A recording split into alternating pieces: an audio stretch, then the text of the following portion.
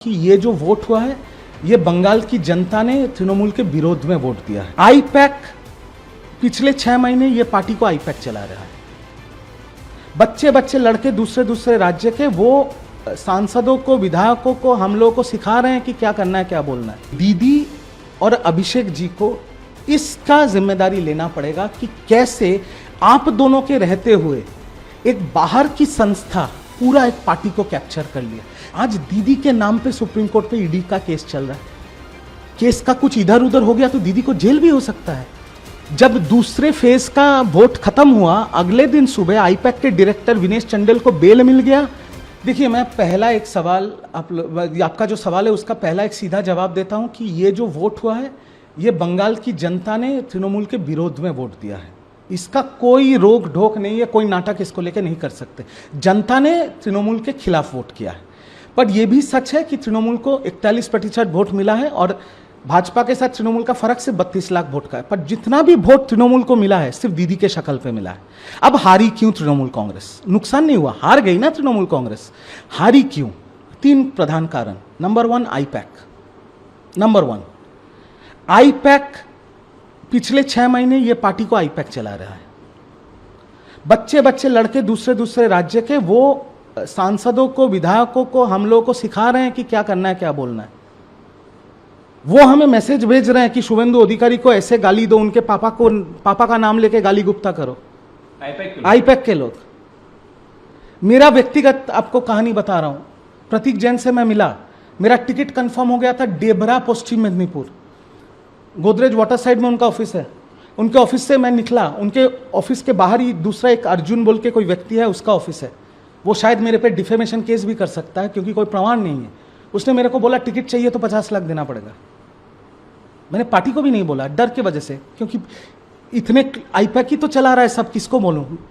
क्योंकि तब एक लड़का जो पढ़ा लिखा लड़का है, जो विदेश से डिग्री करके आया है, जो कोई राजनीतिक परिवार का लड़का नहीं है। मेरे माँ बाप तो कोई पॉलिटिशियन नहीं, MP MLA नहीं है कि हमको ऐसे ही मिल जाएगा विरासत में टिकट। मेहनत करके इस जगह तक पहुंचा था। मैं घर पे आके मेरी माँ को, मेरी बीवी को बोला ये बात, उन्होंने अपना जेवर मेरे हाथ पे रख दिया। मैं सोचा उसको बेच के टिकट लूंगा। माँ काली ने बचा लिया। अगला दिन मेरे को लगा ये गलत हो रहा है, मैंने उनको जेवर वापस कर दिया, नहीं तो घर पे क्या मुंह दिखाता। नहीं दे पाया पैसा। मेरे को प्रतीक जैन जी ने फिर बुलाया, बोल के, प्रतीक जैन ने कभी पैसा नहीं मांगा, झूठ नहीं बोलूंगा। उन्होंने बोला कि अभी प्रोटोकॉल फॉलो करना है। और मैं आपको तथ्य देके बोल रहा हूं, उस टाइम घाटाल सांगठनिक जिला पश्चिम मेदिनीपुर डेबरा जिसके अंडर पड़ता है, उसका प्रेसिडेंट श्री अजीत माइती, जो मल्टीपल टाइम MLA रहे, उन्होंने अपने लेटर हेड में डेबरा में मेरा नाम, सिर्फ एक नाम, 2-3 भी नहीं, एक नाम उन्होंने खुद दीदी के हाथ में 99 में जाके दिया। वो लेटर हेड का फोटो उन्होंने व्हाट्सएप में श्री अभिषेक बैनर्जी और श्री प्रतीक जैन को भेजा। और उसके बाद मैंने पैसे, क्योंकि मेरे पास पैसे तो है नहीं, मैं विधायक या सांसद तो हूं नहीं कि बहुत कमा के बैठा हूं। तो 17 मार्च को जब कैंडिडेट लिस्ट निकला, मैं देखा किसी और का नाम निकल गया। अब उन्होंने कुछ दिया है नहीं दिया वो मुझे नहीं पता। तो आईपैक जो ये कर रहा था, क्या ममता बनर्जी को पता नहीं था कि उनके पीठ पीछे ये सब? मैं इस एक टॉपिक पे सिर्फ मैं बोलूंगा कि दीदी और अभिषेक जी को इसका जिम्मेदारी लेना पड़ेगा कि कैसे आप दोनों के रहते हुए एक बाहर की संस्था पूरा एक पार्टी को कैप्चर कर लिया।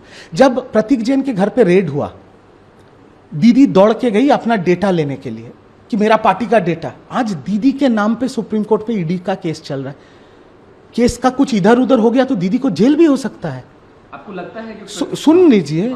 और उसके बाद जब दूसरे फेज का वोट खत्म हुआ, अगले दिन सुबह आईपैक के डायरेक्टर विनेश चंडेल को बेल मिल गया। कभी सुना है भारत के इतिहास में कि लोअर कोर्ट से PMLA एक्ट में बेल मिल गया और ईडी ने अपोज भी नहीं किया? तो इसका क्या मतलब है? इसका मतलब है दीदी को केस खिलाया और उसके बाद दीदी निकल जाने के बाद डेटा ऐसे ही तुमने दे दिया। आज प्रतीक जैन कहां है? भाग गया। तो वो तो भागा हुआ है, उसका क्या नुकसान हुआ? वो तो तृणमूल से भी पैसा कमाया, कॉन्ट्रैक्ट में था, मार्केट से भी पैसा उठाया। कैसे पैसा उठाता था आईपैक? पकड़ लीजिए, एक विधानसभा है, वहां पर 4 उम्मीदवार है विधायक का, जिसका कोई चांस नहीं है उससे भी पैसा लो, और जिसका कंफर्म है उसी को मिलेगा, उससे डबल पैसा लो। तो सबका मिला के तो आ गया। और आईपैक को तो आप चैलेंज नहीं कर सकेंगे, वही तो पार्टी चला रहा है। समझ रहे हैं? ऐसे तरीके से दीदी को अंधेरे में रख के, पता नहीं अभिषेक दा को क्यों ये पता नहीं चला, ये पार्टी को खत्म कर दिया। ये पॉइंट नंबर 1 है, यह है पॉइंट नंबर 1। और दूसरा चीज मैं एएनआई को बोलूंगा, आप लोग पत्रकार हैं, आईपैक के जो लड़के जो आईपैक में नौकरी करते थे और एक एक जिला के प्रभारी थे, उनका आप इंटरव्यू लीजिए। वो लोग मेरे को फोन करके बोल रहे हैं, ईडी रेड के बाद दादा एक एक विधानसभा में हमने आईपैक के प्रतीक जैन या ऐसे जो लोग थे उनको हमने रिपोर्ट दिया, ये विधानसभा में 10,000 माइनस है, पर वही रिपोर्ट जब अभिषेक बनर्जी और तृणमूल कांग्रेस को दिया जा रहा है उसमें प्लस 20,000 करके दिया जा रहा है। ऐसे पार्टी को सैबोटाज किया आईपैक, इस तरह से इस पार्टी को सैबोटाज किया आईपैक। बट इसका जिम्मेदारी पार्टी के दीदी और अभिषेक दा को लेना पड़ेगा, क्योंकि उनको तो पकड़ लेना चाहिए था ये चीज। ये पहला कारण। दूसरा कारण ये पार्टी क्यों खत्म हो गई है, क्योंकि ना दीदी, ना अभिषेक दा, ना सीनियर एमपी कल्याण बनर्जी या शोभनदेव चट्टोपाध्याय जो आज हमारे नेता प्रतिपक्ष है, इन लोगों ने कोई करप्शन नहीं किया। मैं ओपनली बोल रहा हूं, दीदी के ऊपर कोई उंगली नहीं उठा सकता। आज तो मैं पार्टी में भी नहीं हूं, मैं तो बोल सकता हूं, नहीं बोल सकता। अगर मैं दीदी के खिलाफ ये बोला कि उनके साथ करप्शन का रिश्ता है तो मुझे भगवान पाप देगा, वो मैं नहीं बोल सकता। पर जो lower level cadres of Trinamool Congress, like councillor, panchayat के जो प्रधान हैं, पंचायत समिति के जो मेंबर है, जिला परिषद के जो मेंबर है, ब्लॉक सभापति जो है, ये लोग इतना लोगों पे अत्याचार करके पैसा उठाया है ना, लोग गुस्से में उनके खिलाफ वोट दिया है, तृणमूल के खिलाफ वोट दिया। और तीसरा सबसे बड़ा कारण, महिला का असम्मान। हम लोग सोचते थे पूरे बंगाल में जितनी महिलाएं हैं वो आंख बंद करके दीदी को वोट देंगे, और दीदी को उनका वोट मिला ही है। बट मैं आपको बता रहा हूं, मैं वितर्क में नहीं जाऊंगा, यही तृणमूल के जो लोअर लेवल कैडर्स हैं, ब्लॉक सभापति, पंचायत प्रधान, पंचायत समिति, जिला परिषद, इन लोगों ने महीने भर महीने, साल भर साल गांव के हिंदू महिलाओं के ऊपर जो अत्याचार किया है, 1500 से आप एक महिला का सम्मान नहीं खरीद सकते, नहीं खरीद सकते 1500 रुपए से। बंगाल की महिलाओं में दोनों हाथ से दीदी को आशीर्वाद किया था, पर उनके ऊपर जो जुल्म हुआ है इसका यह प्रतिफलन है। अब क्या है भविष्य टीएमसी का, कैसे देखते हैं अगले 2-4 साल? मैं सिर्फ इतना बोलूंगा, देखिए मेरे मुंह से मैं पार्टी को गाली नहीं दे सकता या कोई अपशब्द नहीं कहूंगा, मैं सिर्फ इतना कहूंगा, अच्छा रहे तृणमूल कांग्रेस। दीदी की मैं दीर्घायु कामना करता हूं, मतलब मैं भगवान से प्रार्थना करूंगा दीदी का 500 साल की उम्र हो। मैं भगवान से प्रार्थना करूंगा कि दीदी सुरक्षित रहे, उनका स्वास्थ्य अच्छा रहे, अभिषेक बनर्जी सुरक्षित रहे, उनका परिवार ठीक रहे, और तृणमूल कांग्रेस अच्छा रहे। पर आप मेरे को व्यक्तिगत तौर पे पूछेंगे तो बीजेपी अगले 2-3 साल, क्योंकि उनका 2029 का चुनाव है, वो नई पार्टी है, पहली बार उन्होंने सरकार में आए हैं, वो इतना काम करेंगे बंगाल में, इतना काम करेंगे बंगाल में कि तृणमूल का कोई नेता 2029 को घर घर जाके बोल नहीं सकेगा कि हमको वोट दो, क्योंकि लोग पूछेंगे क्यों आपको वोट दें। जो सरकार सत्ते में वो तो सारा काम कर रहा है, नौकरी दे रहा है, महिला सुरक्षा हो रहा है, ये वो सब कुछ, तो यही बात है।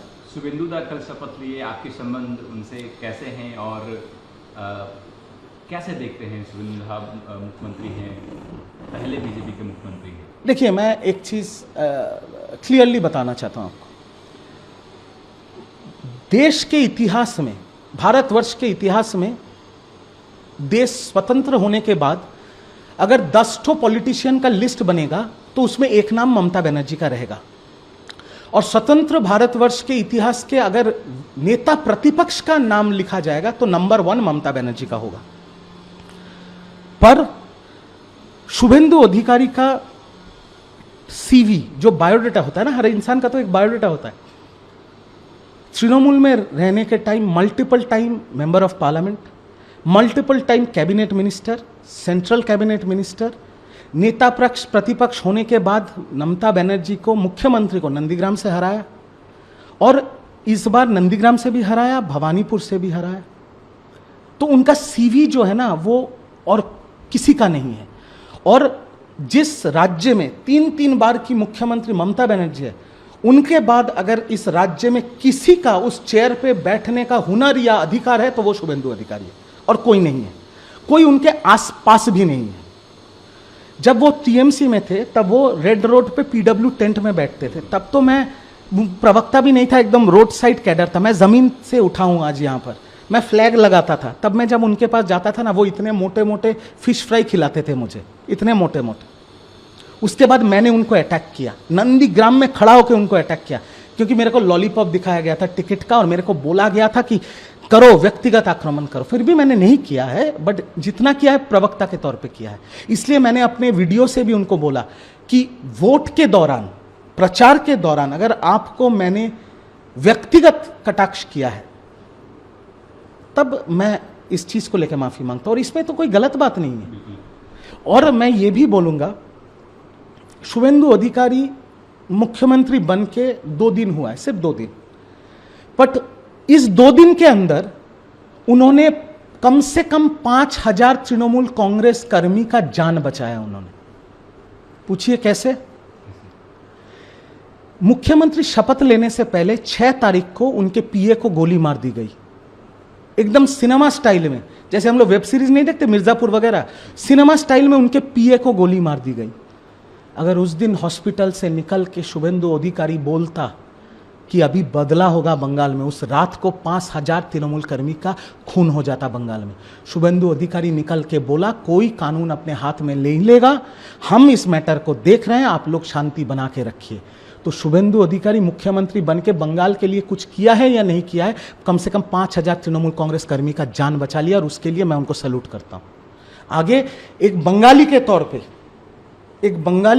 पे, बंगाल जिसकी जन्मभूमि है, बंगाल जिसकी कर्मभूमि है, बंगाल की जनता ने बहुत आस लेके, बहुत बड़ा दिल लेके उनको वोट दिया है, उनको जिताया है।